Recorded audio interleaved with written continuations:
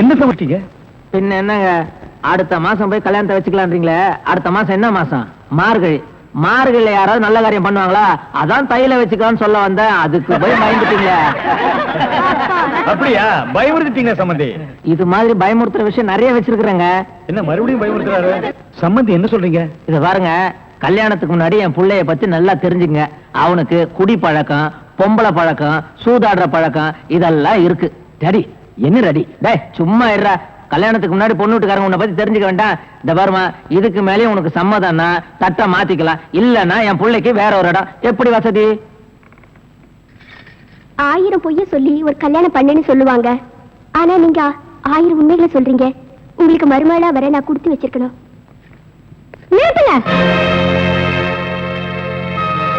வாமா, பணக்கார வீட்டுல நிச்சயதார்த்தம் பண்ணும்போது கலாட்டா பண்ண யாரும் வரலையே நினைச்சேன். கரெக்டா வந்துட்டியே. இப்படி எத்தனை பேர் கிளம்பிருக்கீங்க? நான் ஒன்னும் அப்படிப்பட்ட பொண்ணு இல்லைங்க. இந்த போட்டோ பாருங்க.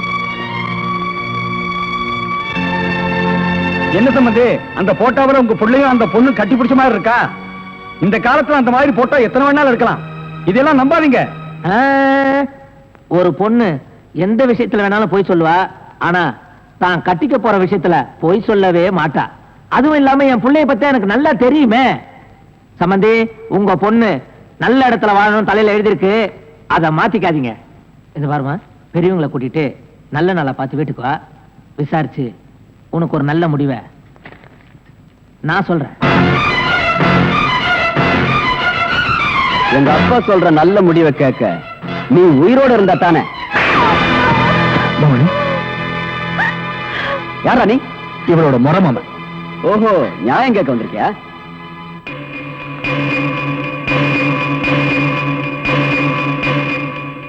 இவ கழுத்துல தாலி ஏறினதுக்கு அப்புறம் கை நீட்டு அடிச்சிருந்தேனா நியாயம் கேட்டிருக்க மாட்டேன். இவ படிக்காம படுதாரி ஆயிட்டான். புரியல? கல்யாணம் ஆகிறதுக்கு முன்னாடியே உன் குழந்தைய சுமந்துட்டு இருக்கா. என்ன சொல்ற? உன்ன மாதிரி நியாயம் கேட்கிறவங்க எத்தனையோ பேர் எங்க ஃபேக்டரிக்கு வந்திருக்காங்க. நாங்க என்ன பண்ணிருக்கோம் தெரியுமா? ஏசி ஆன் பண்ணிட்டு கொடுக்க வேண்டியதை கொடுத்து அனுப்பியிருக்கோம். நீ அந்த மாதிரி வந்தவன் தானே? உனக்கு எவ்வளவு பணம் வேணாலும் கேளு, நான் தர்றேன், வாங்கிட்டு போ. எனக்கு பணம் தேவை. இவங்க 2 பேருக்கும் ஒழுங்கா கல்யாணம் பண்ணி வைக்கிறதுக்காக, இவங்களுக்கு பழக்க போற குழந்தைகளை ஒழுங்கா வளர்க்கறதுக்காக, இவங்க 2 பேரும் சந்தோஷமா வாழ்றதுக்காக. யாருக்கு வேணும் பணம்? இவங்க கல்யாணத்தை பத்தி உட்கார்ந்து பேசுவோமா? ஆஹா, எங்க முதலாளி உன்ன மாதிரி தரங்கட்டவங்களோட பேச மாட்டாரு. அதுக்குன்னு சில ஆளுங்களை வச்சிருக்காரு. அவங்கள கூப்பிடட்டுமா? டேய் வாங்கடா. மாமா, நீ போமா.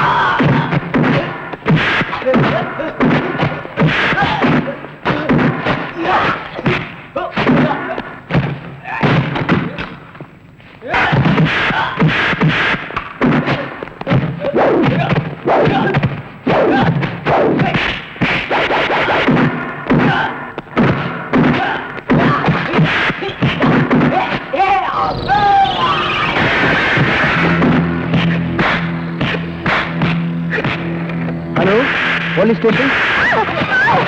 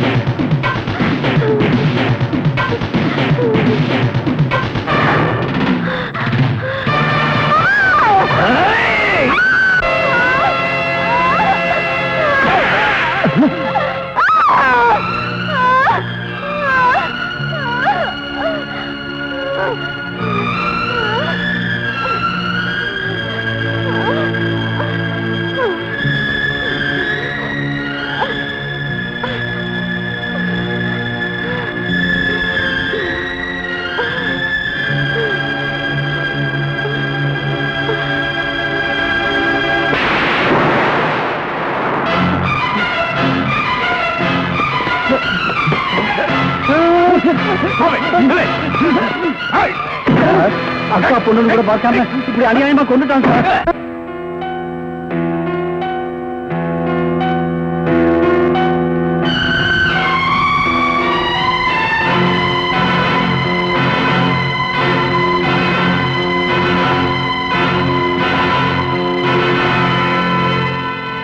இவர்தான் இந்த கொலையை செய்திருக்கிறார் என்பது சந்தேகத்திற்கு இடமின்றி போதுமான சாட்சியங்களோடு நிரூபிக்கப்பட்டிருக்கிறது. எனவே இவருக்கு இபிகோ 302 மற்றும் 308 செக்ஷன் படி ஆயுள் தண்டனை விதித்து தீர்ப்பு கூறுகிறேன்.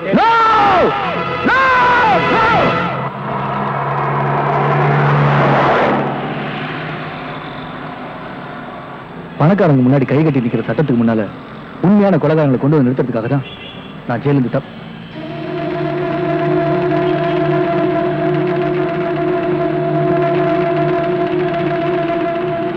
இந்த கட்டவுட்ல இருக்கிறவர் தான் நான் பார்க்கணும்னு நினைச்சிட்டு இருக்கேன். அவர்தான் என்னோட பாஸ்.